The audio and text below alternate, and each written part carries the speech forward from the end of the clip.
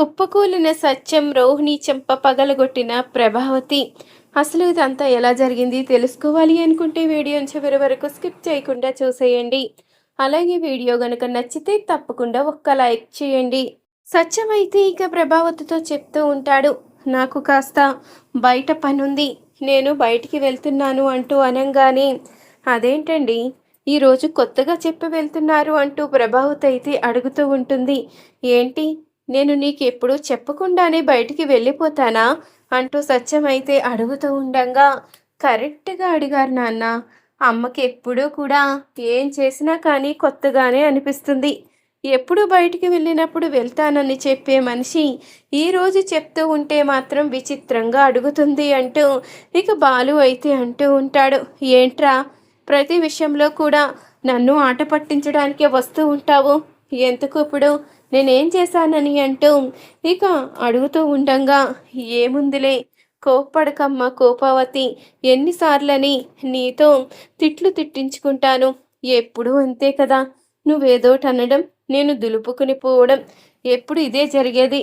సర్లే, నాకెందుకులే కానీ నాకు ట్రిప్స్ ఉన్నాయి, వెళ్తున్నాను అంటూ బాలు అయితే వెళ్తాడు. అప్పుడే సత్యం కూడా ఇక బయటికి అయితే వెళ్తాడు. ఇంతలో రోహిణికైతే సుగుణమ్మ ఫోన్ చేసి, నువ్వు చింటూ దగ్గరికి రాకపోతే వాడు ఏడుస్తున్నాడు, నిన్ను చూసి అప్పుడే చాలా రోజులైందని దిగులు పెట్టుకున్నాడు, నువ్వెప్పుడొస్తావో, ఎప్పుడు వాణ్ణి ఓదారుస్తావో నాకు అర్థం కావడం లేదు.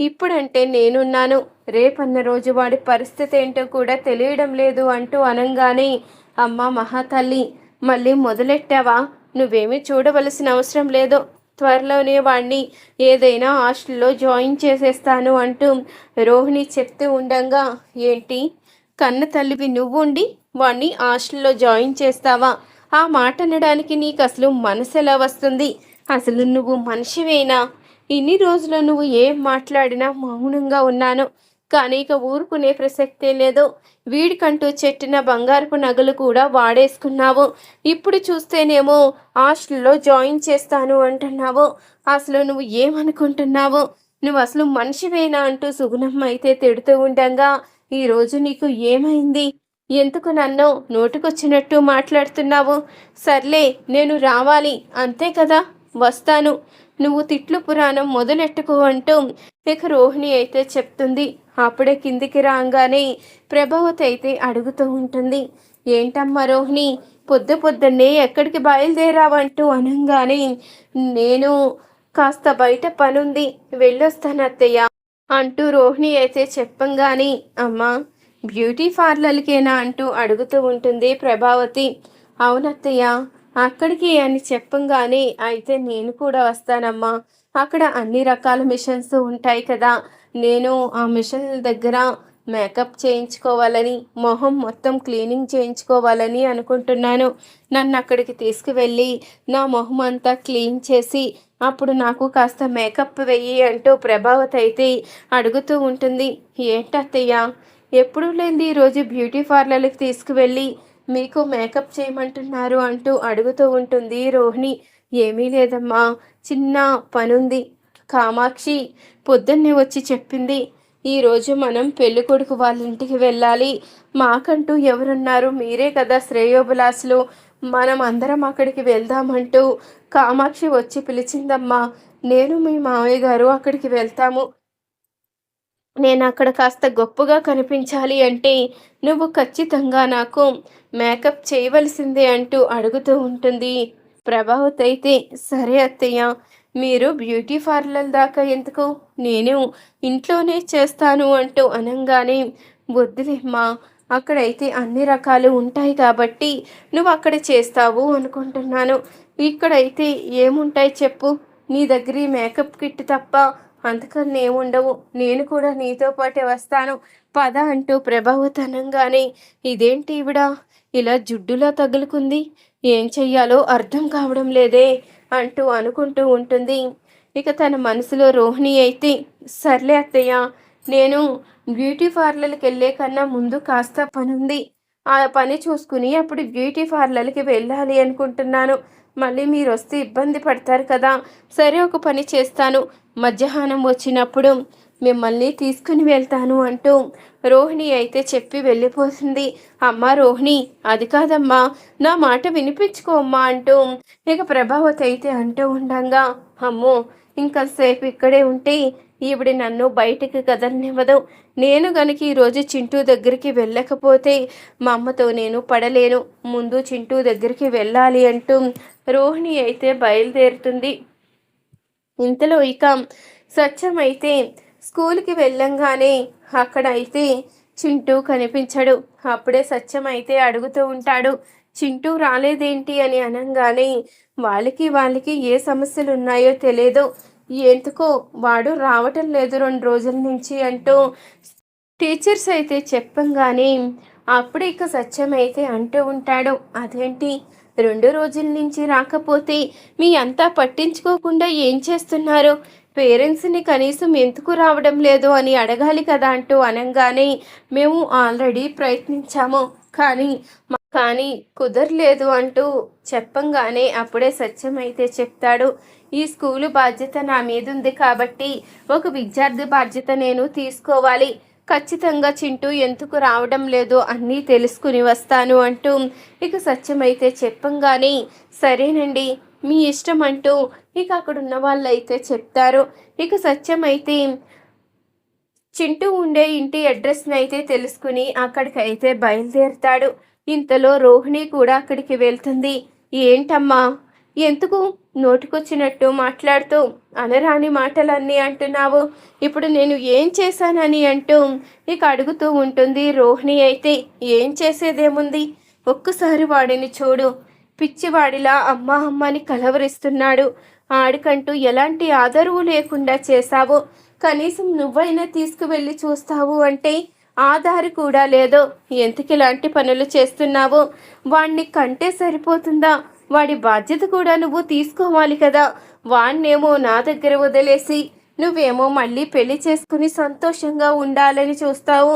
పోనీ నా కూతురు సంతోషంగా ఉందని నేను ఆనందపడతాను, కానీ ఆనందం ఎంతోసేపు కూడా నిలవదు అంటూ సుగుణమ్మ అయితే చెప్తూ ఉంటుంది. అప్పుడే ఇంతలో ఇక సత్యం అయితే ఇంటి బయటకైతే వస్తాను. ఇదేంటి ఇక్కడ రోహిణి మాటలా వినిపిస్తుంది, ఇక్కడ రోహిణి ఎందుకుంది అంటూ ఇక కిటికీ దగ్గరికి నుంచుని ఆగంగానే అప్పుడే రోహిణి అయితే చెప్తూ ఉంటుంది, చూడమ్మా నా సంగతి నీకు తెలుసు కదా. నేను గనక పేదింటి నుంచే వచ్చానని, నేను పేదింటి నుంచి ఆ ఇంటికి కోడలుగా వెళ్ళానని మా అత్తగారికి తెలిస్తే ఇంకేమైనా ఉందా? నాకు పెళ్ళయిందని, చింటూ నా కన్న కొడుకని తెలిస్తే ఇక ఎట్టి పరిస్థితిలో కూడా నన్ను క్షమించరు. అలాంటప్పుడు నేను ఎలా నిజాన్ని చెప్పగలను? అక్కడ అందరితో ఎలా కలిసి ఉండగలను? నేను చేసింది తప్పే కాదనడం లేదు, కానీ నేను ఏ పరిస్థితిలో ఉన్నానో తెలుసుకుంటే ఎందుకు వాళ్ళు నన్ను నమ్మి ఆ ఇంటి కోడలుగా చేసుకుంటారు? అందుకని విషయాలేవి కూడా చెప్పలేదు అంటూ ఇక రోహిణి అయితే అంటూ ఉంటుంది. ఇంతలో ఇక ఈ మాటలన్నీ సత్యం అయితే వినేసరికి ఇక ఒక్కసారిగా షాక్ అవుతాడు. ఇదేంటి, రోహిణి ఓ బిడ్డకి కన్న తల్ల అంటే ఆ బిడ్డ చింటూవా అంటూ ఆలోచిస్తూ ఉండంగా ఇంతలో చింటూ అయితే బయటికి వచ్చి అమ్మ అంటూ పట్టుకోగానే ఆ మాటకి ఒక్కసారిగా షాక్ అయిపోతాడు సత్యం అయితే. ఇదేంటి, మా రోహిణి ఇక్కడుండడం ఏంటి? ఈ బాబు వచ్చి రోహిణిని అమ్మ అని పిలవడం ఏంటి? నాకేమీ అర్థం కావడం లేదే అంటూ అనుకుంటూ ఆలోచిస్తూ ఉండంగా ఇంతలో ఇక రోహిణి అయితే అంటూ ఉంటుంది, చూడు నాన్న, నువ్వు ప్రతి విషయంలో కూడా దిగులు వేసుకుని తినడం మానేసి ఇలా అలిగి కూర్చుంటే ఎలా కుదురుతుంది? నా పరిస్థితి నీకు తెలుసు కదా నాన్న. నేను నీ దగ్గరికి రాలేను. నువ్వు నా దగ్గరికి రావాలన్నా నీ గురించి అన్నీ చెప్పాలి.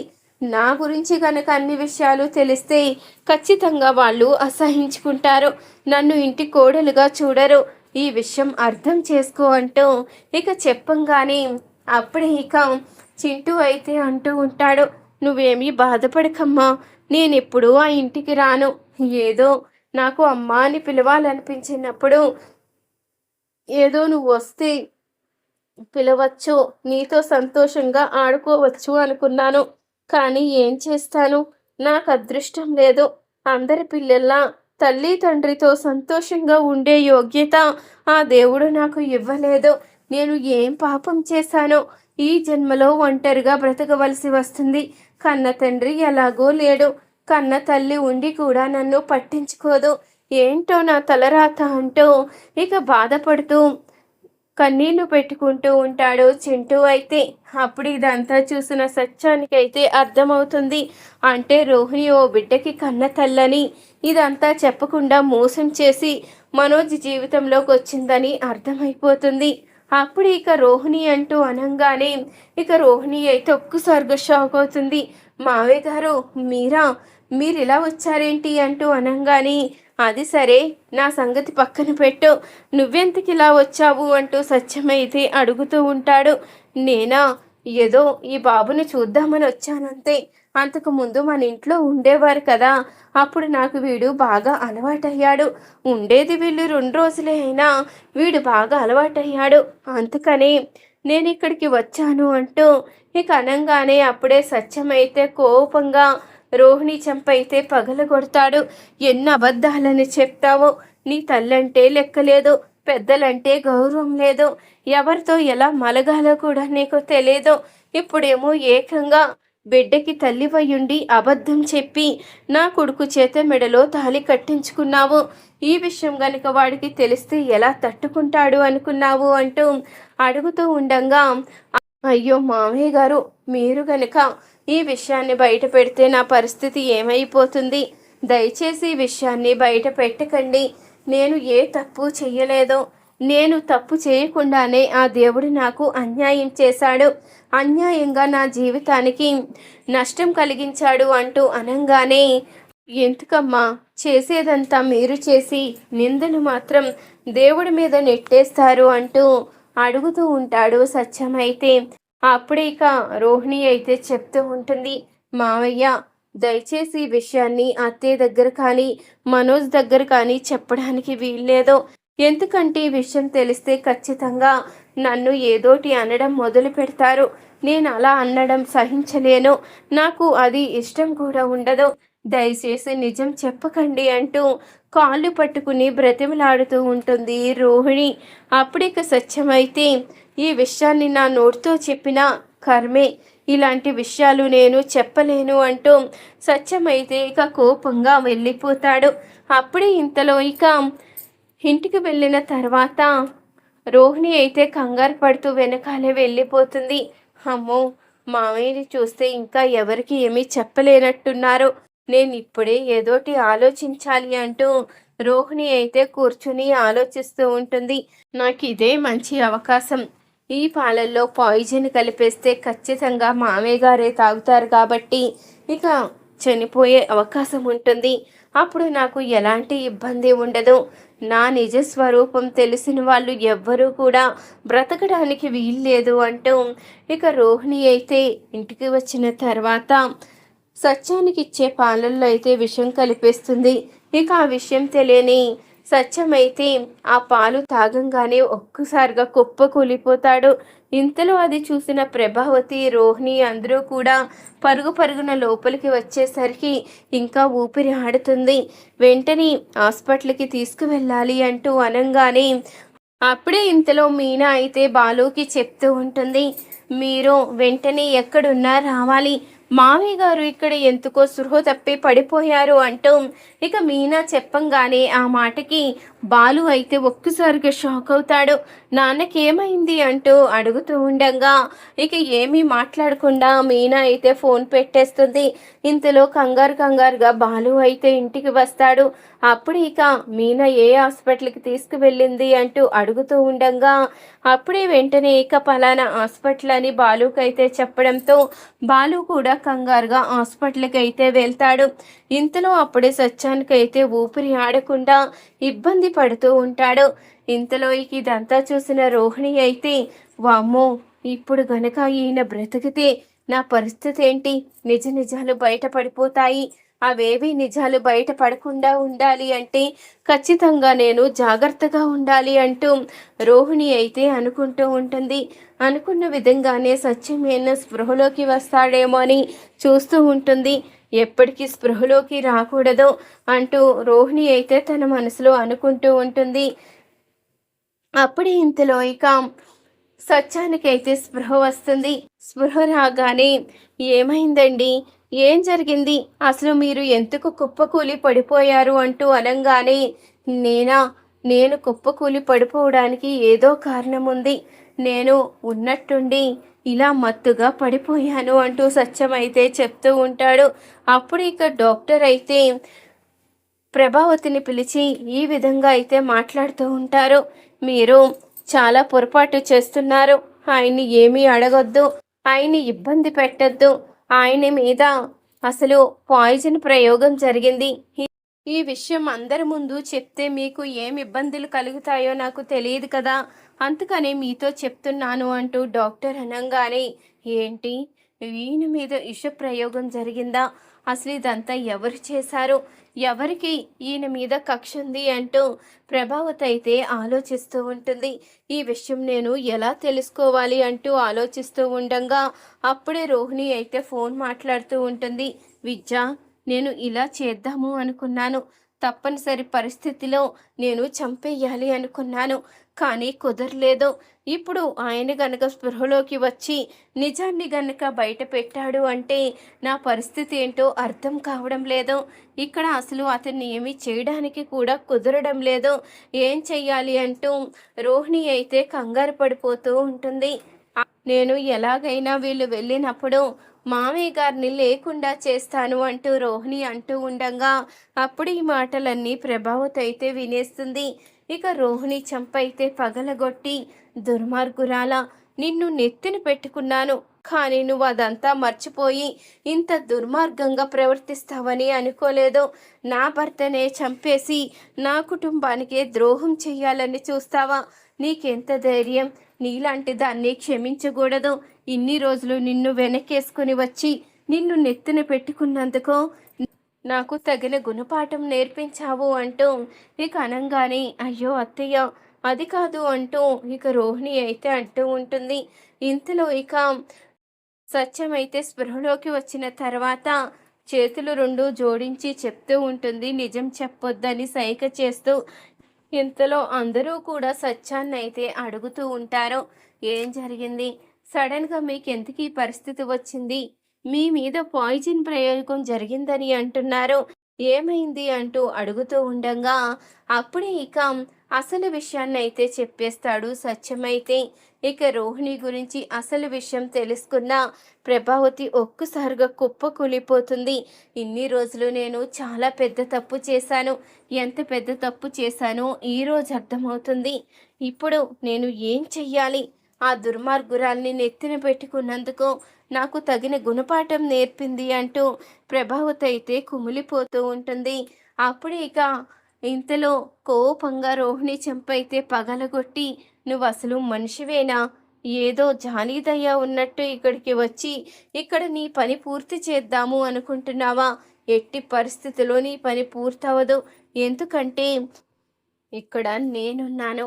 నీ నిజ స్వరూపం తెలిసిన తర్వాత నిన్ను ఎలా క్షమిస్తాను అనుకున్నాము? నువ్వు ఇక్కడ అసలు ఈ చుట్టుపక్కల తిరగడానికి కూడా వీల్లేదు. నా భర్తని కంటికి రెప్పలా చూసుకోవడానికి మీనా ఉంది. ఎవరికి ఏం కావాలో చేసి పెట్టడానికి మీనా ఉంది. నీ నిజ స్వరూపం, నీ గతం తెలిసిన తర్వాత అసహ్యంగా ఉంది అంటూ ఇక ప్రభావతి అయితే అంటూ ఉండగా, అది కాదత్తయ్య, దయచేసి నన్ను క్షమించండి.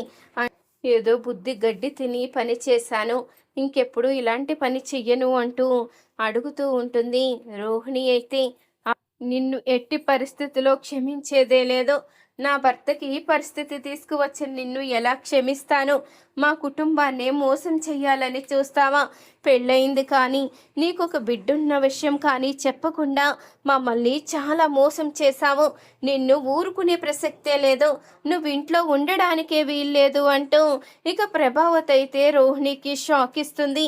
అయ్యో, నేను ఈ విషయం ఎక్కడ బయటపడిపోతుందో అని ఈ ప్రయోగం చేసినా నేను అందరి ముందు దొరికిపోయాను. ఇప్పుడు నా జీవితం ఏమైపోతుందో, నేను ఎటు వెళ్ళిపోవాలో అంటూ ఇక రోహిణి అయితే కంగారు పడుతూ ఆలోచిస్తూ ఉంటుంది. ఇన్ని రోజులు రోహిణిని నెత్తిన పెట్టుకొని మీనాను తక్కువ చేసి మాట్లాడినందుకు ప్రభావతి అయితే కుమిలిపోతూ మీనాకైతే క్షమాపణ చెప్తుంది. ఈ వీడియో గనక నచ్చితే తప్పకుండా ఒక్క లైక్ చేయండి.